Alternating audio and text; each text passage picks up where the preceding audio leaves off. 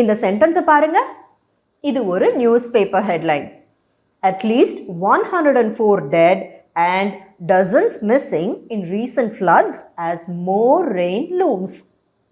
At-least அப்படின்னா உங்களுக்கே தெரியும், குறைந்தபட்சமா, அதாவது 104க்கு அதிகமாக வேணும்னா இருக்கலாமே தவிர கம்மி கிடையாது.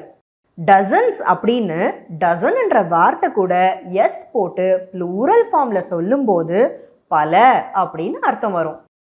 இந்த சென்டென்ஸில் ஆஸுக்கு அர்த்தம் அதே நேரத்தில். லூம் என்ற வினை சொல்லுக்கு அர்த்தம் விரும்பத்தகாத ஒரு விஷயம் கூடிய விரைவில் நடக்க போகுது. So at least 104 dead and dozens missing in recent floods as more rain looms அப்படின்ற ஹெட்லைன் நமக்கு என்ன சொல்லுதுன்னா, சமீபத்திய வெள்ளத்தில் குறைந்தபட்சமாக 104 பேர் உயிரிழப்பு மற்றும் பலர் காணாமல் போயினர். இந்த சங்கடமான நேரத்தில் வெறுக்கத்தக்க வகையில் அதிக மழை பொழிய வாய்ப்பும் உள்ளது.